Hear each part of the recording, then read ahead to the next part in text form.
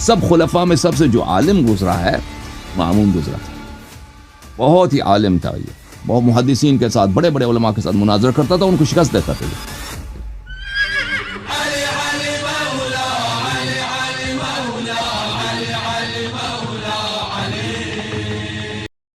السلام علیکم ڈاکٹر صاحب۔ وعلیکم السلام، کیسے ہیں علامہ صاحب؟ اللہ تعالیٰ کا احسان ہے، آپ سنائیں، خیریت سے انشاءاللہ؟ ٹھیک ہیں آپ؟ اللہ کا شکر ہے، مولا کا کرم ہے۔ اللہ آپ کو بے پناہ عزت دے۔ جی الہی عالمین۔ ہاں، آپ سے ایک درخواست ہے اور ایک سوال ہے۔ جی سر۔ درخواست یہ ہے کہ اگر آپ کی اجازت ہو تو میں آپ کی ویڈیوز کو انگلش میں ٹرانسلیٹ کر لوں۔ کر لیں بھائی، کر لیں، بالکل کر لیں۔ جی شکریہ۔ اور سوال یہ ہے کہ آپ نے کچھ دن پہلے حضرت ابراہیم کی جو کہانی ہے کہ وہ اللہ سے بات کر رہے تھے اور انہوں نے پوچھا کہ مردے کو زندہ کیسے کرتا ہے، اللہ نے کہا کہ تجھے ایمان نہیں ہے، تو ذرا ڈیٹیل میں ذرا بتا سکتے ہیں؟ وہ دیکھیں، وہ یہ ہے کہ میں آپ کو دکھا دیتا ہوں۔ حضرت ابراہیم علیہ الصلوۃ والسلام نے اللہ تعالیٰ سے دعا کی کہ تو مردے کو کیسے زندہ کرتا ہے؟ تو اللہ نے پوچھا کہ کیا تجھے ایمان نہیں؟ ابراہیم علیہ السلام نے کہا جی ہاں مجھے ایمان ہے، لیکن لیطمئن قلبی، تاکہ میرے قلب کو اطمینان ہو جائے۔ تو یہاں پہ کچھ نکات ہیں۔ پہلی بات ہے کہ حضرت ابراہیم علیہ السلام اللہ کے نبی ہیں، اس کو قیامت پہ، میعاد پر، روز جزا پر یقین ہے۔ وہ تو ایک عام مسلمان کو اگر روز جزا کو شک ہے تو وہ مسلمان نہیں ہے، ٹھیک ہے نا، وہ کافر ہے۔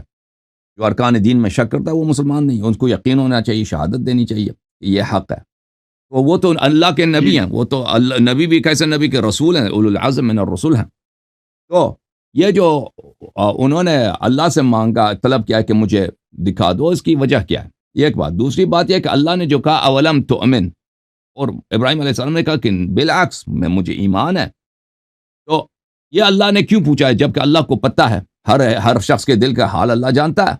اللہ تعالیٰ کو پوچھنے کی کوئی ضرورت نہیں ہے، اللہ میرے دل کا حال جانتا ہے، میرے دل کے اندر جو راز میں بھول گیا ہوں اللہ وہ اس کو بھی جانتا ہے۔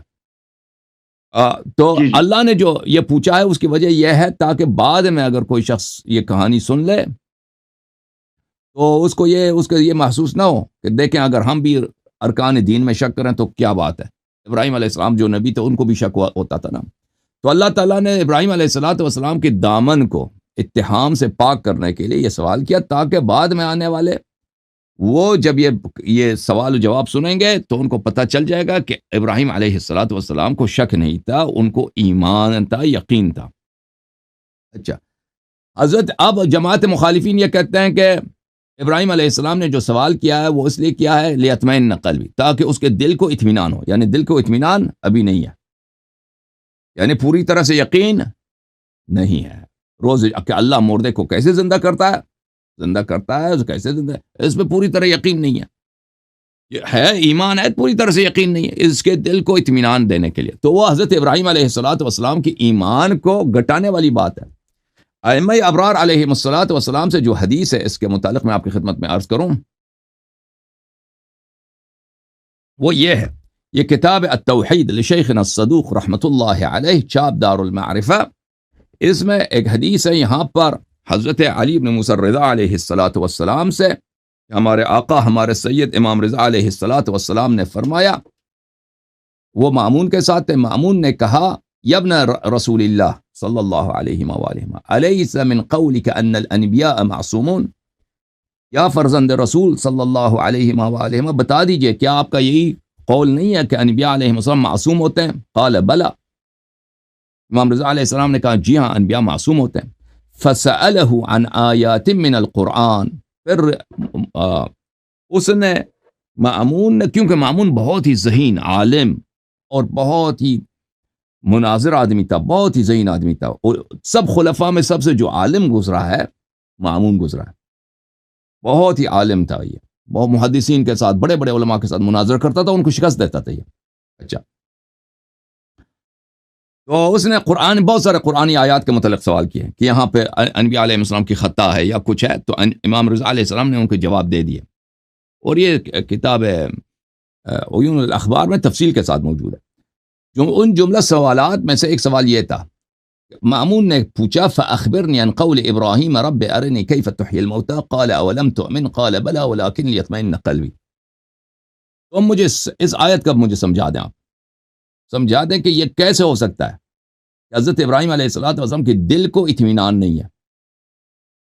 وہ اللہ سے مانگتا ہے کہ اللہ مجھے یہ دکھا دے کہ تو مردے کو کیسے زندہ کرتا ہے. تو اللہ کہتا ہے تجھے ایمان ہے، کہتا ہے جی ہاں مجھے ایمان ہے، لیکن میرے دل کو اطمینان ہو جائے. یعنی اس کے دل کو اطمینان نہیں ہے، کچھ شکوک و شبہات ہیں. یہ کیسے ہو سکتا ہے ایک نبی سے؟ تو امام رضا علیہ السلام نے فرمایا ان اللہ تبارک و تعالی کان اوحى الى ابراہیم علیہ السلام انی متخذ من عبادی خلیلا ان سألنی احیاء الموتى اجبته. امام رضا علیہ السلام نے فرمایا کہ یہ جو سوال ہے کہ ابراہیم علیہ السلام نے کہا کہ میرے دل کو اطمینان ہو جائے، یہ احیاء اموات کے متعلق نہیں ہے، ایک اور مسئلے کے متعلق ہے. اللہ تعالیٰ نے ابراہیم علیہ السلام کو وحی کیا تھا کہ میرا ایک ایسا نبی ہے کہ میں ایک دن اس کو اپنا خلیل بناؤں گا.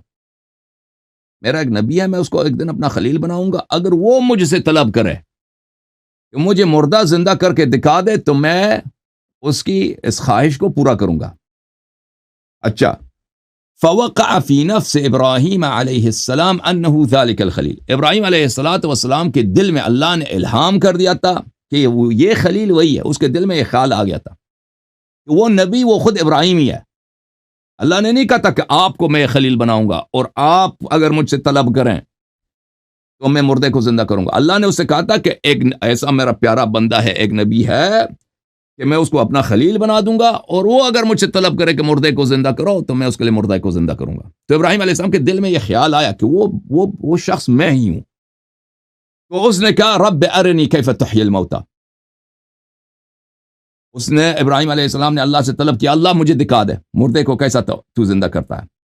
قال اولم تؤمن. اللہ نے پوچھا کیا تیرا ایمان نہیں ہے روز جزا پر کہ میں مردے کو زندہ کر سکتا ہوں، کر لیتا ہوں؟